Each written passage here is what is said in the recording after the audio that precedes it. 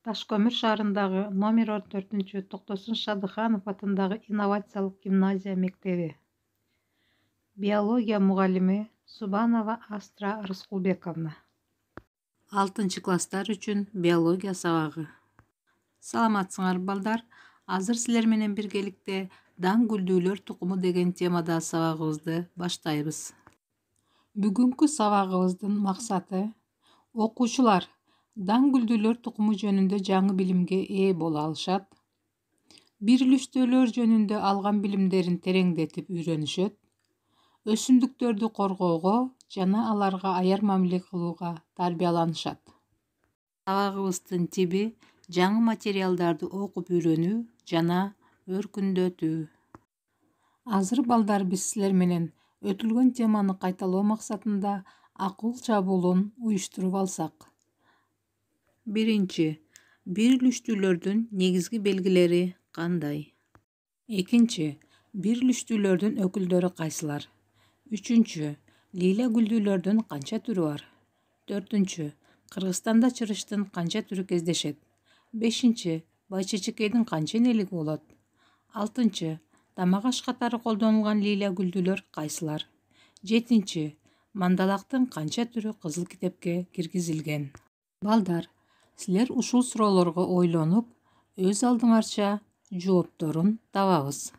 Эмесе азыр балдар мен силерге жаңы теманы түшүндүрүп берейин. Дан гүлдүүлөр тукуму лила гүлдүүлөргө окшош болот. Анткени экөө тең бирилиштүү өсүмдүк болуп саналат. Бирок дан гүлдүүлөрдүн сабагы өзгөчө түзүлүштүү болот. Сабагы көңдөй келип, муун-муунга бөлүнгөн. Дан гүлдүүлөрдүн сабагын саман деп айтабыз. Буну биз жүгөрүдөн байкасак болот. Жалбырагынын ылдый жагы сабакты кучактаган түтүктү пайда кылат. Муну биз жалбырак кучагы деп айтабыз. Дан гүлдүүлөрдүн гүлү майда, түссүз болот. Ошондуктан булар шамал аркылуу чаңдашат. Дан гүлдүүлөрдүн гүлдөрү 3 мүчөлүү, 3 аталыктан, 1 энеликтен 2 гүл түрпөчөсүнөн турат. Алардын формуласы төмөнкүдөй жазылат. Дан гүлдүүлөрдүн мөмөсү дан, айрымдардыкы жаңгакча. Айыл чарбасында кеңири таралган. Маданий түрлөрү буудай, жүгөрү, күрүч, арпа, таруу, кара буудай жана башка түрлөрү бар. Дан гүлдүүлөрдүн көпчүлүгү чөп түрүндө өскөн өсүмдүктөр болуп саналат. Алардын жалпысынан 6000ге жакын түрү белгилүү. Биз айтып өткөн маданий өсүмдүктөрдүн түрлөрүнөн сырткары жапайы, кооздук үчүн өстүрүлгөн, дары-дармек катары пайдаланылгандагы түрлөрү бар. Бул жерден биз азыр кооздук үчүн өстүрүлгөн дан гүлдүүлөрдүн өкүлдөрүн көрүп атабыз. Андан сырткары элдик медицинада дары-дармек катары пайдаланган өсүмдүктөрдүн дагы сүрөттөрүн көрүп турабыз. Ал эми бул өсүмдүктөр дан гүлдүүлөрдүн жапайы түрлөрү болуп эсептелинет. Булар жер бетинин көпчүлүк бөлүгүн ээлеп турушат. Тамак аш катары пайдаланылган дан гүлдүүлөрдүн өкүлү буудай. Ал эң байыркы маданий өсүмдүк. 15000ге жакын түрү, 4000ге жакын сорттору белгилүү. Кыргызстанда дагы буудайдын бир канча сорттору өстүрүлөт. Күрүч бир жылдык өсүмдүк. Топ гүлү чачыдай машакка чогулган. Күрүчтү көбүнчө тропиктик Азияда, Африкада жана Австралияда өстүрүшөт. Андан акшак, ун, крахмал, спирт алынат. Күрүчтүн саманынан жогорку баалуу кагаз, картон алынат, жип эшилет, кап токулат, чий калпактар, идиш-аяктар, калемчелер жасалат. Кыргызстандын түштүк аймагында дагы күрүч өстүрүлөт. Биз бул жерден азыр күрүчтүн бир канча сортторун көрүп атабыз.